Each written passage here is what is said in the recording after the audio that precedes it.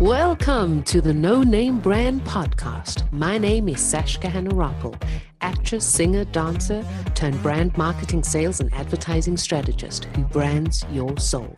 And each week I bring you an inspiring person or message to help you discover your undergod, turn up your leadership notches, challenge the status quo, because you're fast and furious with a powerful message to share with the world.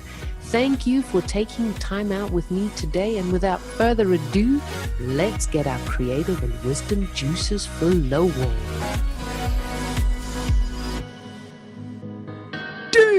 Dudettes, welcome to this week's show. I'm sure that many of you listening today are on Facebook, good old Facebook, where you can market your business for free and become a superstar. You can set up your pages for free, start a group for free, engage and network for free. But is it really all for free? Does free also include your time? The time spent thinking up ideas to post on your pages, taking photos and adding headlines for your pages, adding products linked from your website or Etsy shop, creating Facebook ads. Your time is valuable and not free. And yet you do all those things for free. Now, our next guest takes pride in creating her own business 100% from clients on Facebook. She went from a stifled job to using her talents as a business analyst and mural painter to her empire today. She's also a clever cookie in that she knows that there is no quick fix and that whatever you're planning needs to have a strategy to save you time and make you money. I'm really excited to welcome today's guest, our Facebook mentor, to take you from frustrated to a thriving crafter mom. Here she is, ladies and gentlemen, Jackie Muscat. Hello. What an intro. Thank you. It's a pleasure. How are you today? I'm really well. So glad to be here. Yeah, I'm glad to have you here as well. We had a bit of a boo-boo the last time with time zones, so I'm glad we were able to reschedule. Tell us, where are you in the world today? I am in the Midlands in the UK, originally from southeast London, so you might notice a bit of slang cutting in every now and again. That's where that's from, but I live in the Midlands now. Awesome. Jackie, share with us now what you love most about what you do. So I am the classic case of cutting out of that corporate shell. I spent all of my formative years in the corporate life working mostly in recruitment. It wasn't ever anything I really wanted to do. It was a classic, fell into it, couldn't get out of it, realised I was okay at some of it, made a career out of it. Then after my son was born, when I was 30, I think the whole birthing process for me, the whole pregnancy and birthing process, I think just awakened a part in me that made me feel kind of invincible. And it made me feel that there is so much more out there, that I can achieve anything. So it's like, I've born life, I can change my career. I've given birth. Changing my career is nothing. Oh, so wow. over the journey from my son's birth to now, he's now just turned 5. So it's been quite a journey for me that over those years, I have upskilled myself to become somebody that can create 2 businesses. One's a local business, but also one's an online business. And I've used my time, as I say, looking at things and upskilling myself to then pull away from that corporate job. So in April this year, so 3 months ago, I actually left my corporate job. So now I am full-time entrepreneur with 2 businesses and a 5-year-old. So I'm living the dream. This is what I wanted. This is what I was aiming for. And it's taken me some time to get here, but I'm fine with that. I think in a way, if I'd rushed it, it would have failed. So I had to go on my own personal journey to get here to make that leap. So 2 totally different businesses. And when I first started this journey, I had about 7 failed businesses before, and none of them were to do with any of this. No way. So Yeah. tell us, what businesses did you have before? Because to backtrack slightly, when I was pregnant, I used a technique called hypnobirthing, which is effectively, people think, oh my God, you've hypnotized yourself to give birth. And I'm like, no, that's not what it is. It's not something really trippy. All it basically is a technique. I believe that if you get your mind in the right place, the body kind of follows. And that's birth. It's the same thing. If you stress out, your birth's going to be much more painful and horrendous and stressful than if you actually just try and stay calm. That's the premise of it. So after I had this amazing birth, and I was one of the few people that could look back on their birth and tell a glorious story about it with a smile on my face. Most people are like, oh my God, and then this happened and that happened, and then my guts fell out and my husband cried and the midwife screamed. Like, you get these horror stories, don't you? And I was going, I've had a really lovely birth. I sort of became a bit evangelical about it. So my first businesses were along the lines of like natural birth, using holistic businesses to put yourself kind of back together after birth and things. And whilst they had legs and whilst they could have been a profitable business, what happened is I quickly realised that I wasn't really aligned with that world, that I was still very corporate, if you like. And I was coming at it really analytically and I wasn't an earth mum who's also a yoga teacher who happened to then have this amazing birth under a tree. I just felt there was a disconnect and I found it very difficult. And also I was dealing with an audience I wasn't a practitioner, but practitioners that, again, I'd had as friends, but when you start dealing with them in a business point of view, it's very different. So my first businesses sort of were definitely what I would call a passion, but didn't make a fruitful business. I think one of them, I remember going away, and I think I was away for a week, and about 4 days into that holiday I went, that's it, I'm done, I quit, I've broken. And I just kind of dropped it. I just dropped it all overnight, and I don't regret it. So I think had I jumped at any of those occasions, I would have had to have gone back into corporate work. So I'm glad I did it the way that I did it in hindsight. As much as it was frustrating. Did you always want to be self-employed? People have said to me, and bosses have said to me, that whilst I am great in a lot of ways, I'm incredibly hard to manage. And I like that to basically mean that I am not a yes person and I say what I mean. If I don't agree with something, I speak up and I'm loud. And I think what happened is as I got older, it was harder for me to fit into that cookie cutter mould. I felt too constricted and restricted. So I think the only way I could see out was to build something that was on my terms. And where I didn't have somebody saying, you had to do this. Or my last corporate job, I even had a dress code. I couldn't even wear certain colours. I mean, Jesus Christ, so I was just kind of done with all of that. And it's nice to just be free of that. Were you always a mural painter? Like, have you always been artistic? Well, yes, and my father is a painter. It's not been his career. He worked in advertising for 40 years and has been retired for the last 10, but he's had a shed up the end of the garage and he was always painting. And I remember doing my A-level art with him and going to life drawing classes with him. So I think I've just always been around art with my dad. And I think it's just an ability I've always had. So I didn't pick up a paintbrush for about 12 years. Wow. And then when my son was born and we moved into this house that we're in now, he was about 16 months old. I painted a mural on his wall and I just happened to put it up on Facebook, just on my own personal profile. And it was a Lego superhero. And people were going nuts, going, oh my God, did you do that? And again, it took a little while, but then I was like, hang on a second. No. Yeah, I was like, hang on, something's in this.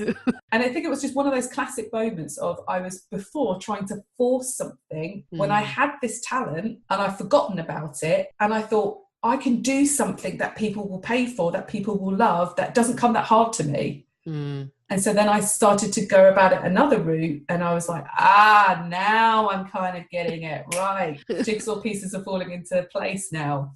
And I don't actually paint or draw for fun. So I think it's just something I've innately just been able to do, which is very weird. But yeah, no. And I think I always say to people, if you cut me open down the middle, I'm like half artistic and half logical. Like I'm like that weird right brain, left brain. They're both equal.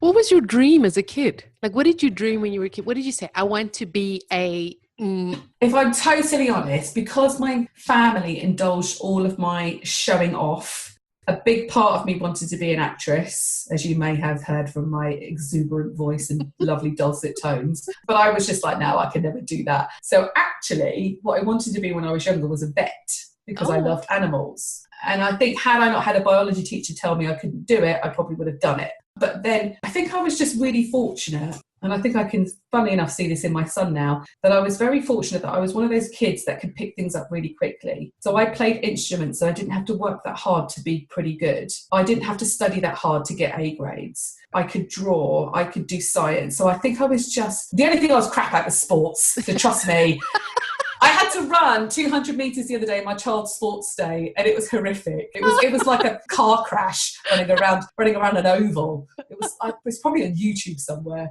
So I'm not saying I was great at everything, but I definitely had this innate ability to just kind of learn quickly and adapt, and nothing ever really came that hard at school. So I think I really could have channeled. That's why I think I genuinely believe, had this teacher not bashed my confidence, I probably would have become a vet. I would have made it work, but hey ho. That's the way it goes. It's the way it goes sometimes. There's a story within the story. You just never know. Yeah. You have to look for the dots. You put them together. Did you also stumble into the whole Facebook thing where it was like, oh, hang on a moment. How many trials and errors did you have? How many years, months, hours, seconds? I think what happened was I realised from all the work that I'd done previously, if we take it from the mural moment, but when I put that picture up on my personal Facebook page of the Lego superhero, and it kind of went a bit nuts, I then sat next to, in my day job, I sat next to an analyst who was a really fun guy, and I was talking to him because, again, it was one of those things where you didn't really tell people that you were doing this side hustle thing, because people were like, you paint?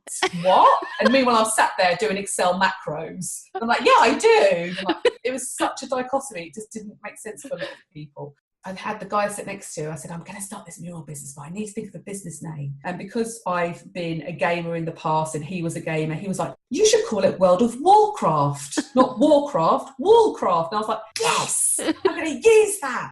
So literally I just created, I think, a Facebook page pretty much overnight. And then I knew I had to take a few cheap jobs to build my portfolio up. So I just did a few kind of like jobs where I was still getting charged for my time, but it wasn't anything that I charge now. And then I realised that this page can't all be about selling. I'm selling to mums in my local area, and I'm one of them. And I know there's so much more I can be saying. So then I started to learn a lot more about online marketing and how ultimately Facebook is a social platform. You can sell and build a business off the back of it, but ultimately it's a social platform. So you have to provide a space for people that's going to entertain them, amaze them, inspire them, encourage them. Can't just be buy my stuff. And I think I realised pretty quickly that I was sitting on a bit of a gold mine as well with some of the jobs that I did, which were I could pull on the heartstrings a little bit. For example, I had a job where a mum contacted me and she said, I've got a 3-year-old daughter and I'm pregnant with my second and he's due in a couple of months, but she won't leave her bedroom. She's got to that stage where she's like, Mum,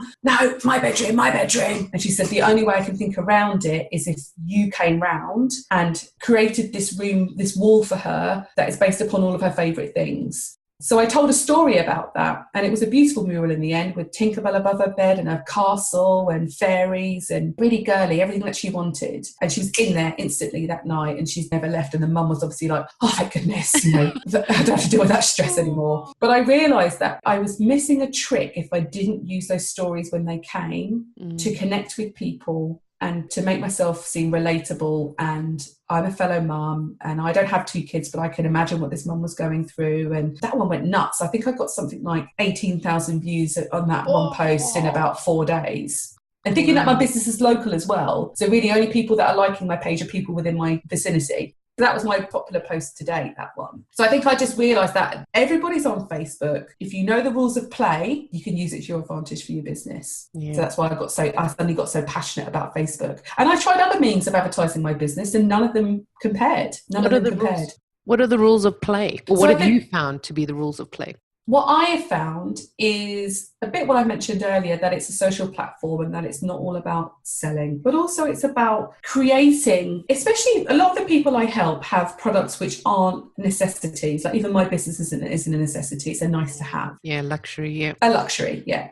And I think you have to tap into the emotional side of why people buy, but you also have to be slightly inspirational and aspirational. It's a bit like being like how Pinterest is. You know, everyone has Pinterest boards about how they want their home to look or how they want their wardrobe to look or even their blinking fingernails to look. It's aspirational and inspirational. And you have to bring a sprinkling of that into your Facebook page, because if you're just creating a Facebook page with a product and your copy is off, your photography is kind of off, and you're not cooking people with some kind of emotional pull, you'll fade into the background because there's just so many options for people now to buy things. And the other thing that I think is, which I see a lot of people sadly not doing, and I think this is for 2 reasons. 1, because they don't realise that they should, and 2, because they're too scared to do it, is showing up yourself on your page and showing us you. As part of my business as a Facebook coach, I provide a Facebook page critique service. And pretty much 9 times out of 10, I'm saying the same advice. I can't see you. I don't know who you are. Tell us your why. Do you do this around a day job, around kids, is this your dream for you, that your life, that you want to do this full time? Are you self-taught? Are you not? Like, people buy into people, which is why Facebook is such a fantastic tool, I believe, for business, is because it's not all about what you're selling. It's about you and your uniqueness and your brand and your personality coming across too, because it's that whole know, like, trust thing, isn't it? We buy from people we know, like, and trust. And if we don't know who you are and we don't like you, you're just going to be another brand somewhere, another business sitting somewhere. So I've sprinkled that into my business every now and again, and without fail, I just see results from it every time. It's the quickest way, I say to people, to build their engagement and to build their reach is to, for example, do a Facebook Live and answer some frequently asked questions, or talk about your why, show us your workspace, or show us how you create what you create without giving all your secrets away, fair enough. But having that relatability is huge. Huge. And especially in a world where I think there's a shift happening, whereas I think we're getting a little bit sick of the Instagram filters and the perfectly posed pictures, and we want to see real life people, and we want to support people's dreams. And I think use that to your advantage. Don't feel scared to get in front of that camera. People say to me, I don't want to do a video. What if I mess up? What if no one watches? And I'm like, who cares? It's real life. And that's you. Reality TV. Exactly. I'm the Kardashian of Etsy and crafting, baby. I know. So my perfectly Botox lips. Yeah, exactly. I'll just suck into a cup for a while and then I'll speak to you. Yeah, exactly. Yeah. I just put my whole face of makeup on before I do a 3-minute Facebook Live. No, forget it. No. Just be you. Be you. Man, where do you get inspiration from for your business ideas and mural artwork? So, a lot from my clients, because sometimes I have 2 ideal customers, really. I have a mum who's pregnant, so she wants a Pinterest perfect nursery, if you like. And then I have the mum, sometimes the dad, of normally a 3, 4, 5, 6-year-old. And then it's normally what they want. So Pinterest is a great source for me for inspiration, and it's a great source for me as well too. Sometimes people don't know what they want, and they'll come to me and say, I think I want this, but I'm not really sure. So then I have to provide a bit of inspiration. Sometimes people come to me and say, I had one the other day, my little girl wants dinosaurs and unicorns. Oh, cute. And I'm like, okay, that's a new one of me. But we made it work. So I try to, sometimes it's less now, because I think, again, when you go on my Facebook page, I'm pretty clear about what I do, and I'm pretty clear about my price point too. So I leave no ambiguity at the door, because I also believe that I don't have a huge number of likes on my page, but trust me, I have enough business. Yeah. So I think the whole like thing, the reach thing, can sometimes be a bit of an ego trip and a bit of an ego number that I don't play into. I also want to, with my business, repel people that are time wasters and, can you do this for £40? No, I can't. Buy a sticker. I'm quite blunt about it. Like, no, I'm not going to do that. I'm not even going to entertain it. This is where the corporate side of me comes out, but I'm just a bit sort of like, no, you need to go elsewhere kind of thing. That's not my gig. But then for people who, like, I'm doing a job at the moment, I've got to finish it off tomorrow, and it was designed around, the mum didn't know what she wanted, and then she sent me a picture and she said, oh my gosh, I've just seen, when I was tidying up my daughter's bedroom, they've got a gorgeous toy box, and they've got this toy box with these, like a unicorn with a carriage and a castle and birds and clouds. She said, can we replicate that onto the wall? And I was like, yes, yes, we can. So I think inspiration can come from anywhere, but because it's kind of client-led, sometimes I paint, if I'm totally honest, this is, again, off the record, sometimes I paint things that I really don't like. But it's not my wall, is it? It's not my wall. It's not my gig. It's not my job, my house. So I sort of go, there you go. And they go, I love it. And I think, great. Good for you. In business on Facebook, advertising, well, not advertising, like, where do you come up with your ideas? Like, for social, keeping things social? Because that's not always easy. No, it's not. And I think that's one of the biggest things people struggle with, is that if they're not promoting their products, what do they say? There's a couple of resources that I use. So I use a tool called BuzzZumo, BuzzZumo.com. And it is a paid for tool, but you can use it for free. And that's where you can type in keywords and you will bring up popular blog posts or articles. So again, the other day I just put in parenting, and at the top came this really funny article which had 25 photos of when dads left a home with the baby. This is what happened. It was all these kind of funny, taking the mick out of dads not being as good parents, and it was all done in good jest. But that had like, I think, 25 million shares on Facebook or something ridiculous. So it's obviously a viral post. Wow. So I sometimes take those posts and schedule them in. I sometimes repurpose old content, and I think people don't do that enough. And again, if you go into your Facebook page from desktop and go into your like previous posts, you can just click a button and make a new post from an old post. So it doesn't look like it's an old post. And sometimes I just rehash the copy slightly. And if it was a popular post, I repurpose it. So posts that I posted, say, 8 months ago, my new likers won't obviously have seen. And if it was getting good traction then, it will get good traction now. So I did this only this week, where I put up a video where I did two boys' bedrooms, and I did 2 graffiti names on their bedroom wall. And obviously the copy at the time was, I've just finished this mural, but obviously I changed that to say, I really enjoyed painting this mural last year for these 2 boys' bedrooms. So I just changed the copy so it was relevant, and I made a new post out of it. And again, it just keeps building.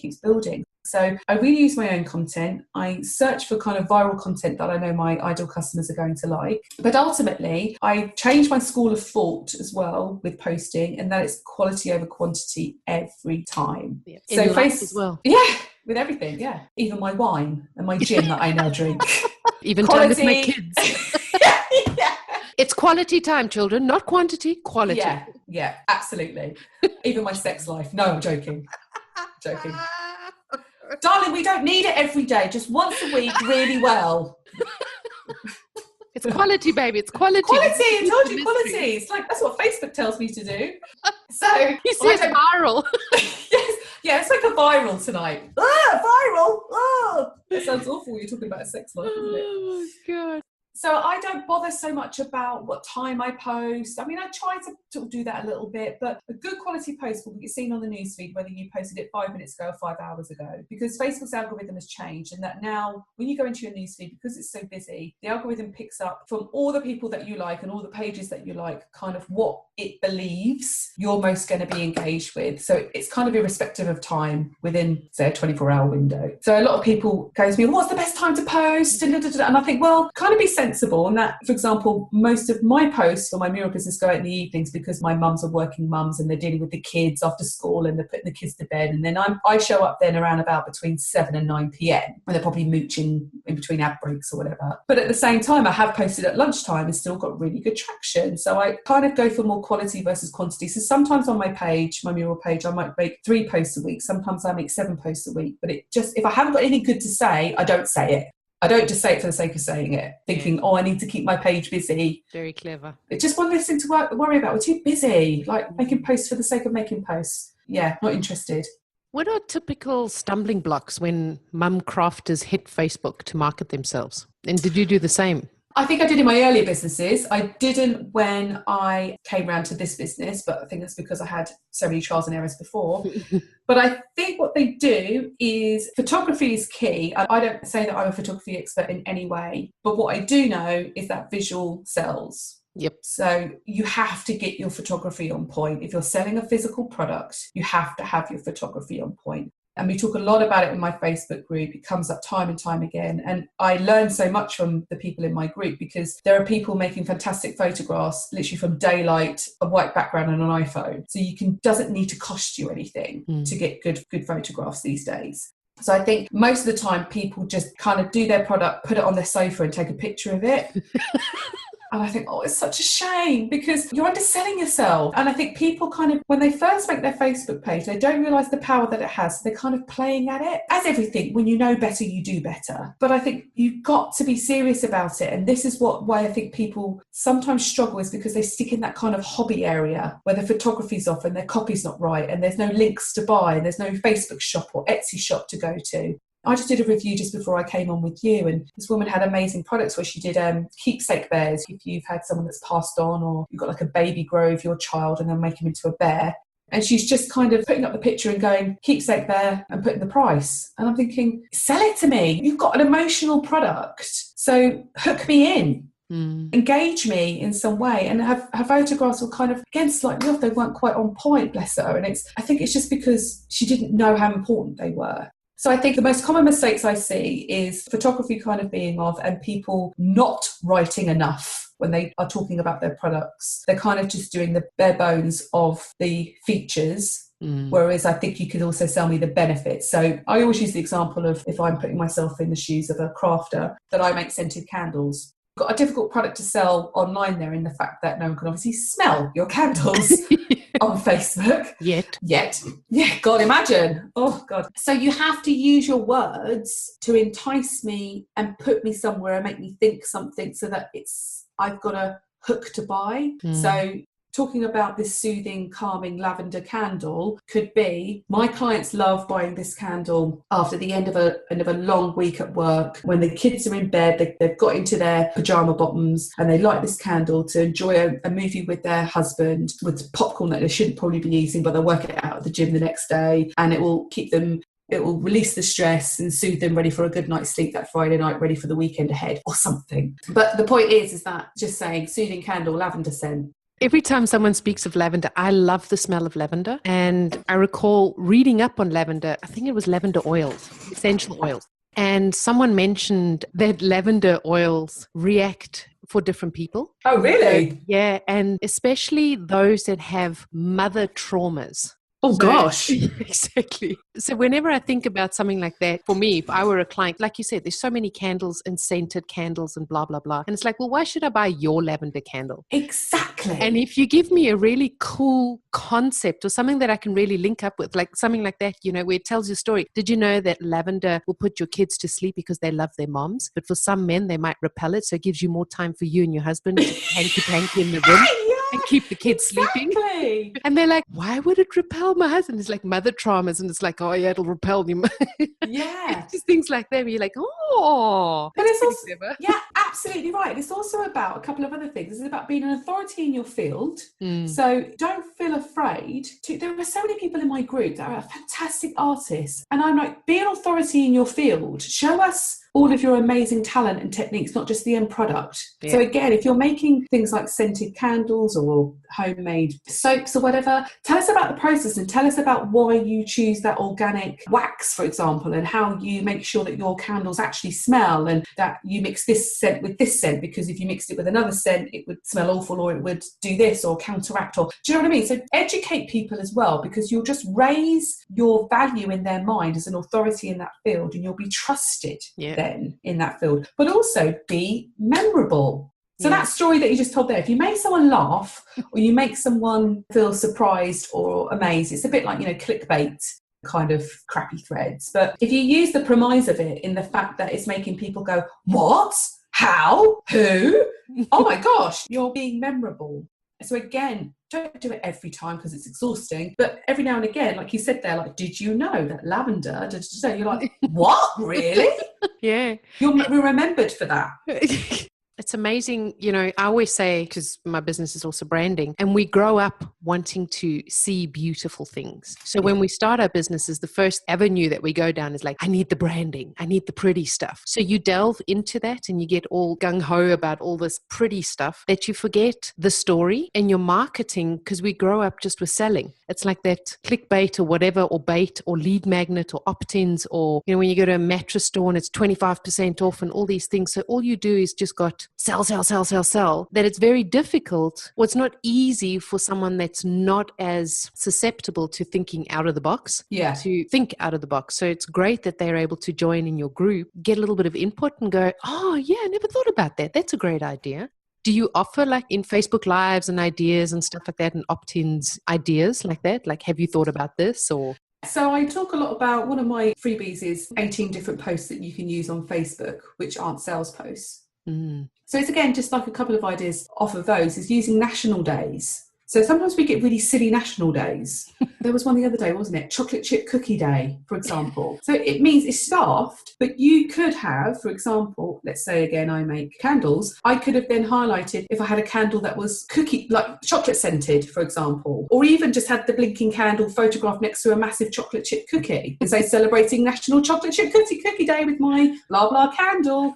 There is so much you can do around what's going on in the world and viral and everything else, but also a bit more interesting than just your usual bog standard posts. In regards to Facebook Lives, I think there's a lot of anxiety about Facebook Lives and a lot of people going, I can't be seen. What if nobody watches? I think I say to them, your mean girl is rising up. It's like, what if? And no one will watch you. You're boring. No one will listen to you. You sound like a mouse. All this stuff rears up. And I say to them, I kind of push them a little bit. I'm a little bit harsh with them sometimes, because I think if they stay confined in that box, they will limit their success, because this is where online marketing is going. You have to show up, and you have to, yes, it is scary, and yes, it is, you have to put on your big girl pants and think, right, this feels uncomfortable, but I'm going to do it. What I see time and time again with Facebook Lives is people saying to me, first of all, instantly, they come back in the group and go, oh my God, I did a Facebook Live. Oh, it was amazing. I can't wait to do another one. So you're like, great. Yeah, exactly. It's like you kind of, that adrenaline dump has happened and you've kind of gone, oh, relief, but that was so exciting.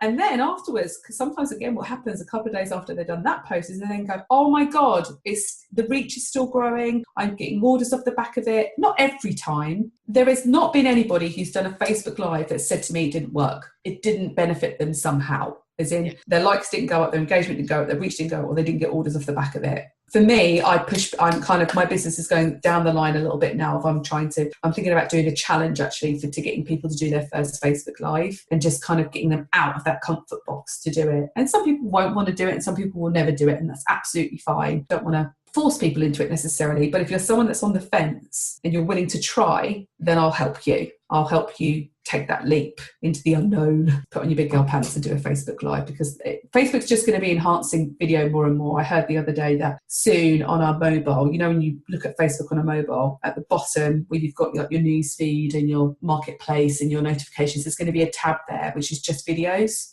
So it's going to become like a YouTube within Facebook, which is only going to show videos. I don't know whether that's 100% true, but it sounds plausible. Facebook is so overcrowded. I mean, there's so many ads, and I'm seeing it more and more that people are writing. I mean, we don't own anything. The only thing we own are our websites, and it's ultimately where you want to lead people to. And just the social platform is to show your social self. And a lot of people are writing, oh, I've just had it with Facebook. Can I just unfollow everyone so nothing shows up on my feed? And I'm like, whoa, that's pretty drastic. It can be overwhelming, and at the same time, it can also be boring. How can we make Facebook more interesting and break through that noise? For us as people running businesses on them. Okay. First things first is I don't use Facebook hardly ever now from a personal point of view.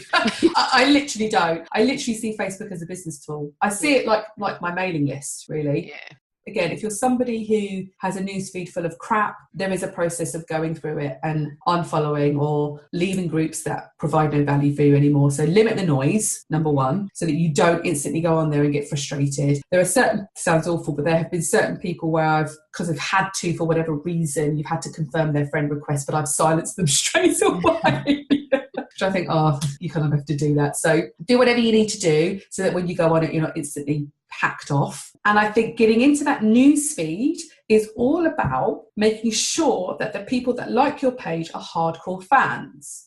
So a lot of crafters have also participated in a lot of like for like threads. And I wrote a blog post about this, which ruffled some feathers, because I said they're ruining your business because you, again, have got hooked on that ego number. I need to get to 1,000 likes. Well, if you have 1,000 likes and only 100 of those are actually people that are ever going to buy from you, you're never going to show up on anybody's newsfeed. It's better for you to have 100 likes of people that are going to be buyers and hardcore fans, so that when your posts show up on their newsfeed, that they like it, which means that you get seen by other people who are like them. Yeah. And that the algorithm picks up, oh, you're doing good stuff because your posts are getting likes and engagement and comments. So don't participate in like for likes. Don't chase those numbers, because they really don't mean anything. It's like who is that marketing guru that said you only need 1,000 fans? I can't remember his name, but there is a theory that you only need, for any business, you only need 1,000 fans. And sometimes I say this, I call people out on this a little bit in my group sometimes. They say, oh, I want to get to this number of likes, I want more likes. And I said, right, let's say hypothetically, I doubled your likes overnight with people that are actually going to buy from you. Can you cope? No. That's the other thing. Yeah. So I'm like, you don't then, do you? You don't want double your likes. What you want is consistent business.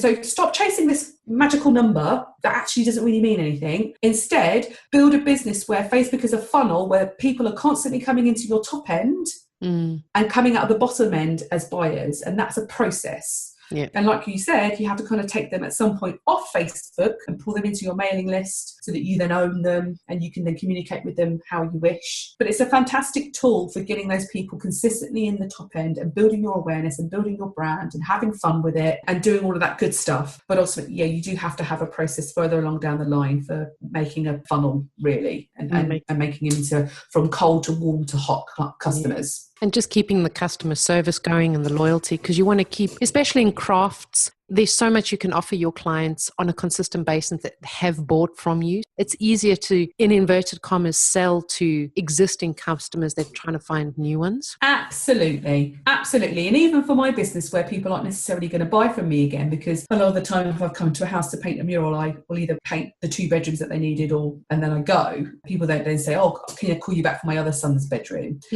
But what I can still use then by having a hot client base is referrals.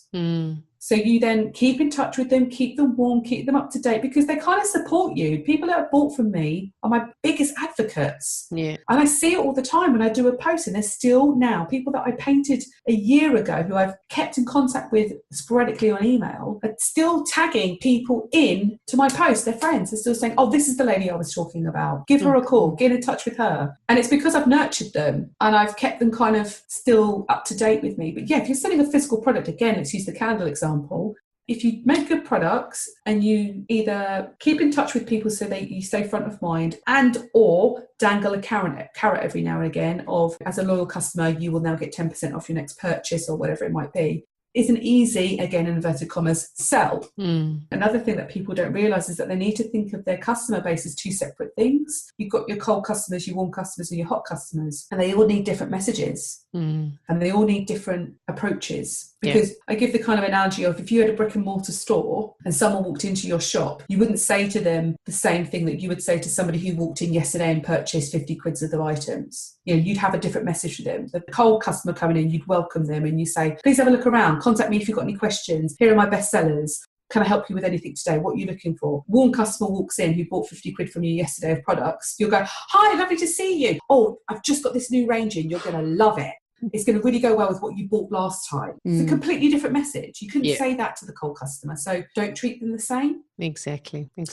But I think that comes with education. And I think that when you know better, you do. But I made all these mistakes in the beginning. Trust me, I did. Believe me, I really did. I was definitely one of those who was trying to run before I could walk in a lot of respects. So I think that's all of us. Oh, yeah. So whenever I see it happening, my heart goes out to them more than anything, because I just think, I can see what you're doing and I've been there. But there's a different way. Let me show you a different way. Yeah. Jackie, we're coming near the end, and I have 2 questions that I ask all my guests. The first being, how do you want to change the world or challenge the world doing what you do?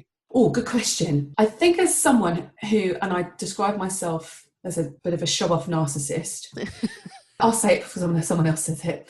I think the biggest gift I can give somebody, especially in the craft and art space, and this has been really surprising to me over the last year or so that I've really been in this niche, is how underconfident these people are when they are so blinking talented. And I think if I could give a gift to them in any way, it would be the gift of confidence and the gift of not being so scared about what people think, because I really see it so often that that's what quite often pulls people back and limits them. And if you could just release that, your potential is just unfounded. So I think if I could give something to anybody, forget the marketing, forget sales, forget making money, I have too much confidence. So if I could give it out to people, I gladly would. If I could package it up and give it to people, I would. But I hope my exuberance and my stupid ways, I hope that I encourage people to see online that you don't have to be cookie cutter perfect. And that's a really heartfelt one for me. It really pulls on my heartstrings that I think, I just wish I could give you instant confidence. Just do little packages. Here's some confidence for you today. Oh, I really do. Yeah, I wish I could. You probably are. You just don't think that you are. Well, hopefully. I'd like you to fill in the blanks of 3 of my core values, your take on it. So creativity for you is? Release. Go on. Oh, no, I'll leave it there. Go on. Passion for you is? Oh, I'm going to be controversial here. Not necessarily profit. Good. Wisdom for you is? Wisdom for me is being humble. Oh. I think if you can always approach anything with a child's mind as if you're learning, and you can reflect and go, okay, all right, I could have done this better or done this differently for next time. That's where the wisdom comes for me. Accepting the failure, the knowing that it's meant to be. Yeah. And then it's okay. That's fine. That's where the growth happens. Yeah. Jackie, thank you so much for being with us here today. Thank you for having me. I could talk forever about this because it's really exciting. Well, not just exciting, it's good to see different viewpoints. And it's so important that we see each other as different beacons in order to mentor each other and not just tell you this is how it's done, but just give ideas and examples. You can find out more about Jackie on her website, so craftmysuccess.com and worldofwallcraftuk.com. You can find all her gorgeous freebie that she was speaking about, some ideas for posts, 18 post ideas, her inspiration of her wall murals, and find out her favorite quote, favorite book, just some cool information about Jackie herself, that we're not our businesses, we are human beings. So a little bit about ourselves as well. Thank you so much for being with us here today, and we hope to have you back again. Oh, I'd love to. Thank you so much for having me. Thank you so much. Have an awesome day. You too. Thanks for listening. Bye-bye. Bye-bye. Dang, that was just supercalifragilisticexpialidocious. I enjoyed having you on board, and please do me and you a favor. Head on over to iTunes, SoundCloud, or Stitcher. Click subscribe, and a super bonus, leave your review and you stand a chance of being announced and advertised on the show. I'm always striving to ensure that your brand is uplifted and empowered. Remember, done is better than perfect. So be sure to subscribe, leave a review, and send in your feedback too. You're the absolute best. Keep rocking.